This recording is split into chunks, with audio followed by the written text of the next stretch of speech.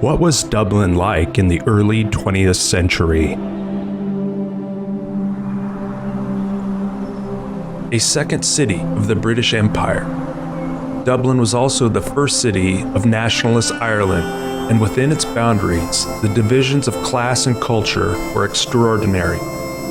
This was a city of genuine diversity, its many complexities defying easy explanation. Rich and poor, immigrant and native, nationalist and unionist, Catholic, Protestant, Jew and Quaker, and so many more were all bound together in life of the city of Dublin.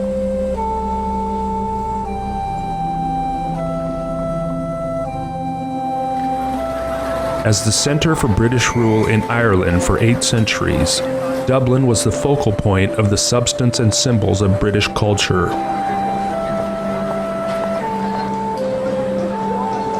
Dublin was moving into a decade of remarkable change.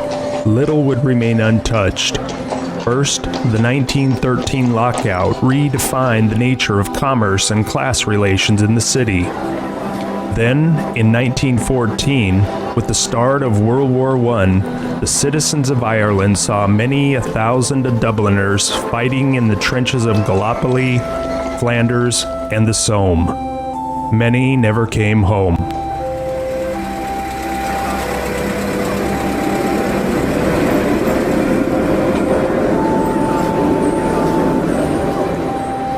Throughout the 19th century, power in Dublin slowly shifted from the Protestant ascendancy to the emerging Catholic elite. At the heart of the city stood the huge stone fort called Dublin Castle, constructed following a 13th century decision of King John. The castle was the center of British rule in Ireland. The Irish sought self-rule for their republic and a separation from British authority. Nothing transformed the physical appearance of Dublin as profoundly as the evolution in transport. Trams, horses, and bicycles still dominated in transport in Dublin, but the private motor car was growing in importance. In an era when almost all entertainment was live, these workers, men and women, went to dances, to concerts, to operas, to orchestra recitals, to the theater, to sporting occasions. There were regular concerts in Liberty Hall where all could meet under apparently innocent cover. Beneath the surface, out of sight, was the other side of the city, the poverty, the grinding, awful poverty. Slums filled to overflowing with people without hope, dying in greater numbers than perhaps any other capital in the British Empire. Starvation, disease, and death were rampant.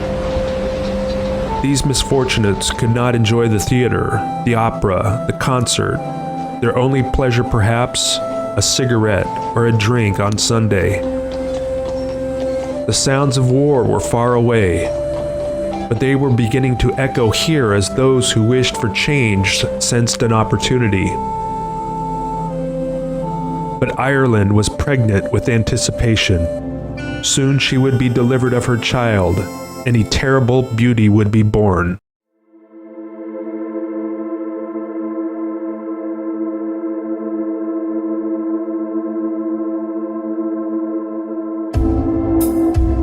Monday, April 24th. 11 a.m., members of the Irish Volunteers are seen gathering in uniform at Blackhall Place.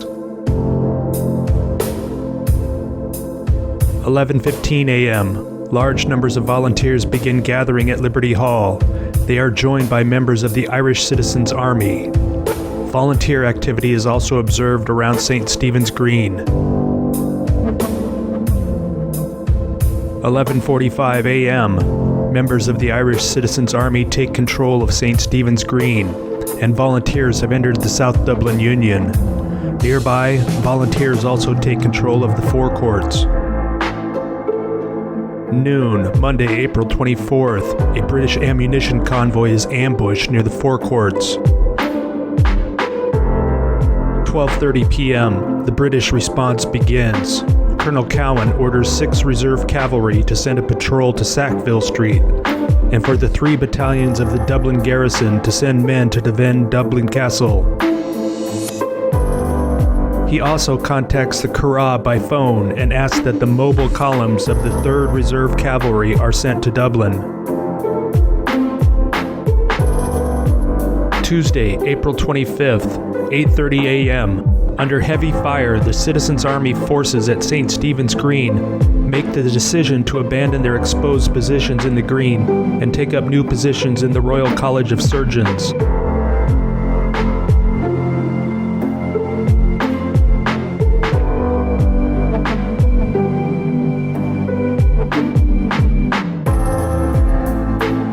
Wednesday, April 26th, 8 a.m. The news that martial law has been proclaimed by the British authorities is announced. Thursday, April 27th, 5 a.m. British troops begin using improvised armored cars to move men and materials more safely around Dublin. 10:30 a.m. The fire at the Irish Times building spreads quickly, and British troops are able to move forward under the cover of smoke. Friday, April 28th, 1 a.m. Fire is out of control at Sackville Street, and the Dublin Fire Brigade is stood down due to danger of small arms fire in the area.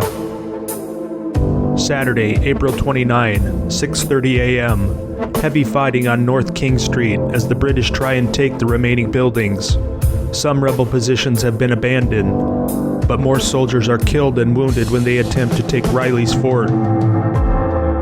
Sunday, April 30th, 10 p.m. The rebellion in Dublin is over. The fighting decimated large parts of central Dublin and will take years to rebuild. In all, 447 people have been killed, including 252 civilians, and 2,500 are wounded. 64 rebels have died, along with 16 policemen and 116 British soldiers.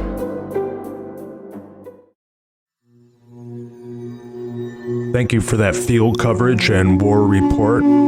Our brave men and women capturing photographs and films from the battlefield.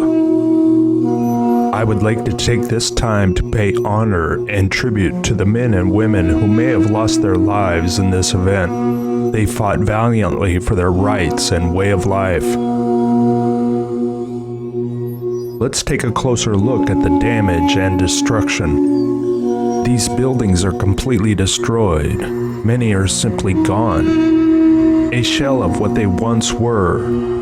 A few walls still stand, yet the rest of the structure has disappeared. The rubble consists of small pieces of brick that have fallen and gathered into smooth mounds. We see that the streets are clear of rubble, and perhaps the citizens first cleared the streets after martial law was lifted. Due to the nature of explosions, we would expect to see debris and rubble everywhere. It is reported in the official narrative that the weapons used were rifles, machine guns, hand grenades, handheld artillery, and the forces of fire. After the event, the two sides agreed to peace for Dublin and began to rebuild the city. The citizens picked up the pieces of their lives and went forward. The remaining damaged buildings were skillfully brought to the ground by the Dublin Fire Brigade with the use of explosives and brute force. They took their orders from the men in top hats. Were the conventional weapons of World War I capable of such destruction? Or did some other force or weapon destroy Dublin? Another theory that I'd like to cover in this presentation is, was there some type of flammable propellant used that caused the burning of brick, steel, and stone?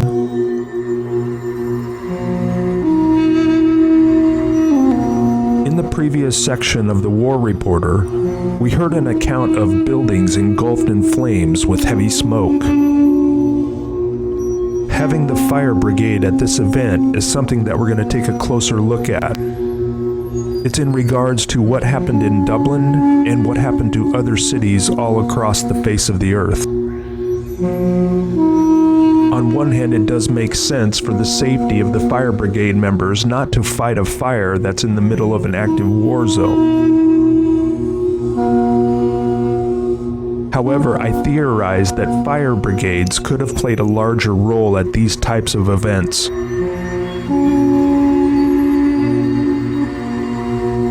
Let's recap what we've discussed, then move into a closer look at the men, the soldiers, and the fire brigade, including their equipment and their military training.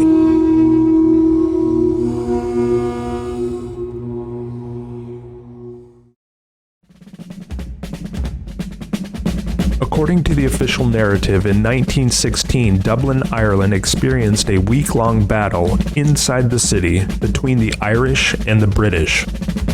This took place while World War I was in full swing hundreds of miles away on mainland Europe. Many of the Irish and British soldiers were allies as they fought together against the Kaiser in Germany. The finest military weaponry went with them as British and Irish war assets were deployed in a distant war theater. The men and women that were reported to have done this damage were from reserve units, and reinforcements were called in from far away. As we can see from this B-roll footage, artillery brigades consist of many soldiers, many horses, and the heavy guns. In order to bring artillery to the battle, the brigade had to travel long and far, off the beaten path, to get into position. The members of the Irish Army and their volunteers would want to target these incoming British artillery brigades.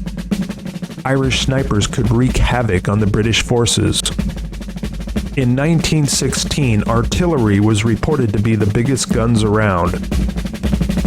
Other conventional weapons reported to have been used include hand grenades, baseball-sized explosives that were thrown by the hand grenadiers at the enemy. Rifles and machine guns were also used by many of the participants. Were the conventional weapons of World War I capable of such destruction? Or did some other force or weapon destroy Dublin? In this section, we're going to take a look at the fire and the original fire brigades. Aside from the weapons, fire played a role in the destruction of Dublin and other Old World cities. Let's take a look at the definition of brigade. A brigade is defined as a large body of troops with a tactical and administrative unit composed of a headquarters, one or more units of infantry, or armor and supporting units. It is also defined as a group of people organized for special activity. This is rare footage of the Great Vancouver Fire of 1904. We can see how intense the fires can be. We also see the fire brigade in action during the event and afterwards. Can a conventional fire burn down buildings made of steel, brick, and stone? Or would a propellant need to be applied to achieve more destructive results? These buildings are fully engulfed in flames with the contents inside providing the fuel. Or was there an accelerant applied to the building either before or during the event? We can faintly make out something being sprayed out of the hoses. We typically assume that's water. Could they be spraying fuel onto the fire? As we've established, the members of the fire brigade were well-trained military men with expertise in explosives and weaponry. Could these events be military exercises?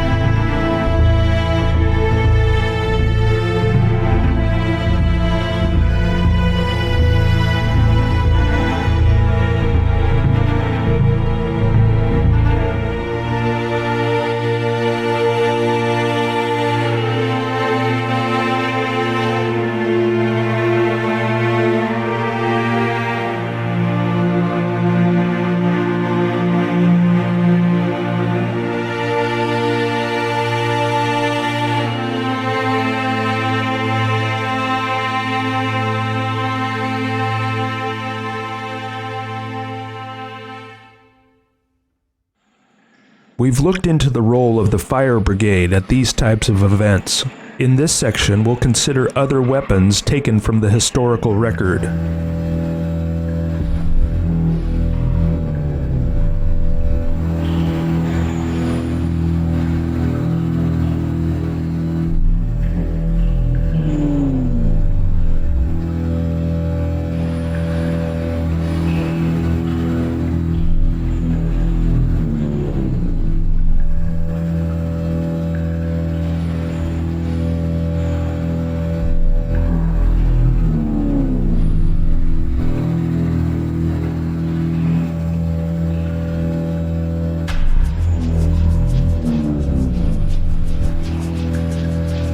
What's going on here in this photograph? This is very suspicious. The fire brigade member in the upper right, men huddled around a smoking box in the middle of the debris. Is this some type of weapon that they're using? Is this part of the destructive force? What caused all of this destruction? Are we looking at the results of a weapon or technology that isn't known to the general public? What are we looking at? Where are the flame marks? Should black burn marks be present?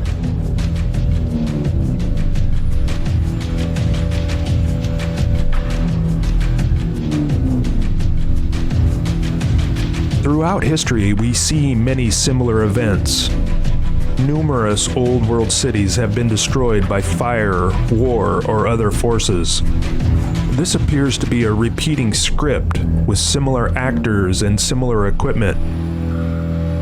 For example, Boston, Massachusetts reportedly burned down in 1872. We can theorize that there is a concerted effort to destroy the old world, city by city, building by building. Whoever is controlling these events has the resources to carry out this destruction all across the face of the earth, decade after decade, century after century.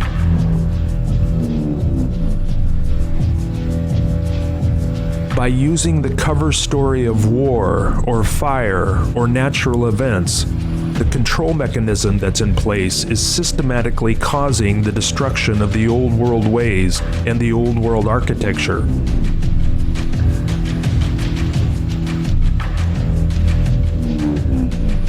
What other weapons can we examine from the historical record? We see some examples of sound cannons, reportedly able to cause a direct shock wave.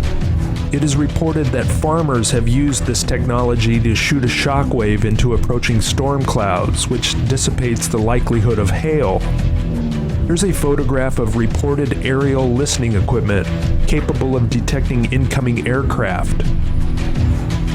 Could this be converted into a directed sound weapon by focusing sound waves onto a target? Another weapon for examination is electromagnetic technology.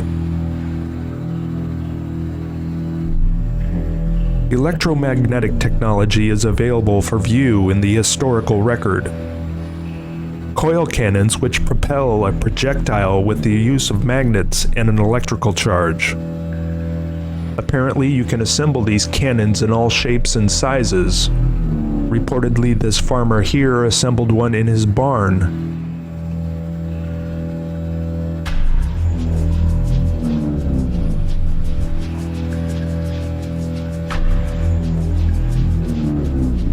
During World War II, we began to see these weapons portrayed on a larger scale.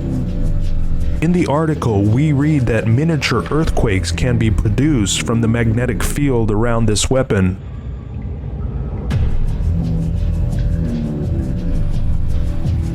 Going even further back in the historical record, we see depictions of Fachet technology, which is a bundle of metallic rods reportedly capable of directed electrical discharge. Fachet weapons were revered and celebrated, showing us that they knew whoever owned this technology was in control of the power.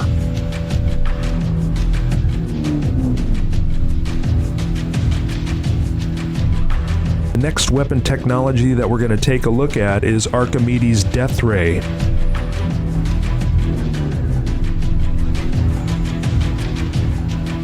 Archimedes' death ray technology is shown in this alchemical era depiction. The characters have devices that can harness and amplify the sun's power. We see the sun rays being collected and reflected onto a ship near the shore, causing it to burst into flames.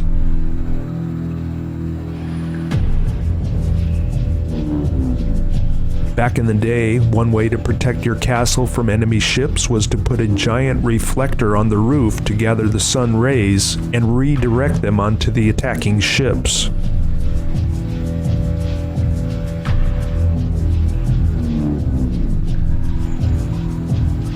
Some might say that this technology is fantasy, make-believe, that it never really existed, that all the many depictions from different artists are all from their imaginations. However, this technology deserves further investigation.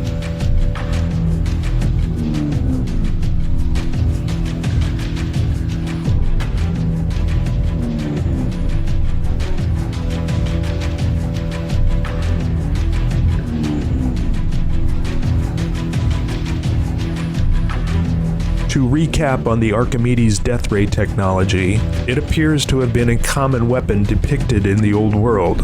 Perhaps this has been hidden away from the general public.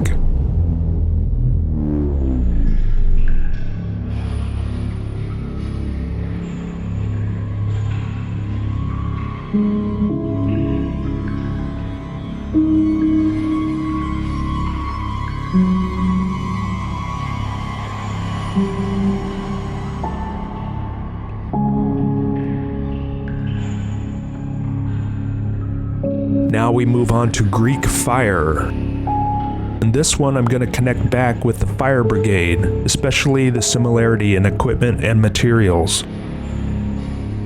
In the historical record, we read and see depictions of Greek fire in action. It is reported that the fire stuck to whatever it hit and that water didn't put it out. It actually burned underwater.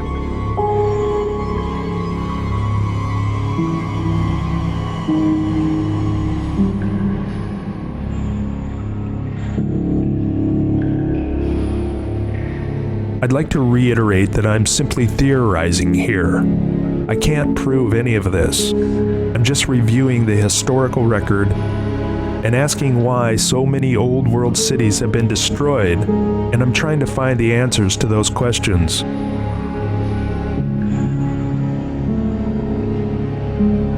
Could this type of weapon or technology have been used by early fire brigades to bring down specific buildings?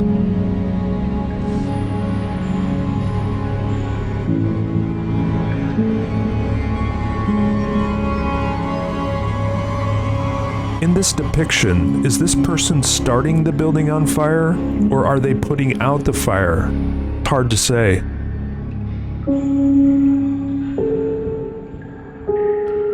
The individuals in the fire brigade were well-trained military soldiers. They were well-versed in explosives, weapons, fire, and fire control. Being a part of the military, they knew how to be highly organized and how to follow orders.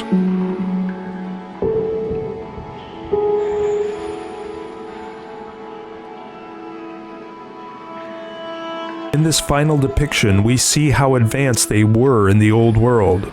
The architecture, the ships, the craftsmanship, and the weaponry on deck.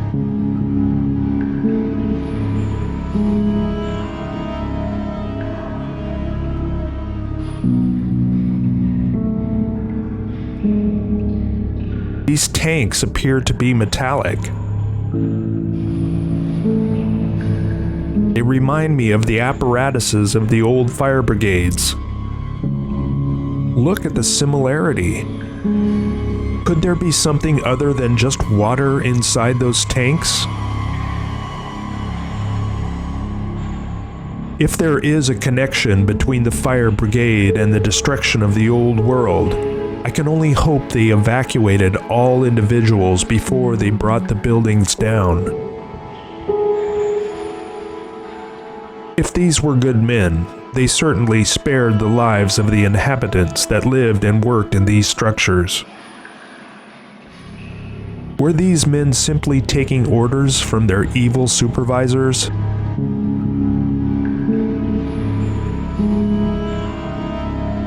It is sad and spooky to watch the buildings burning, knowing how it affected the lives of the men and women and the boys and girls in the area. Does your city have a story of a fire, or a war, or a natural event destroying the old world architecture?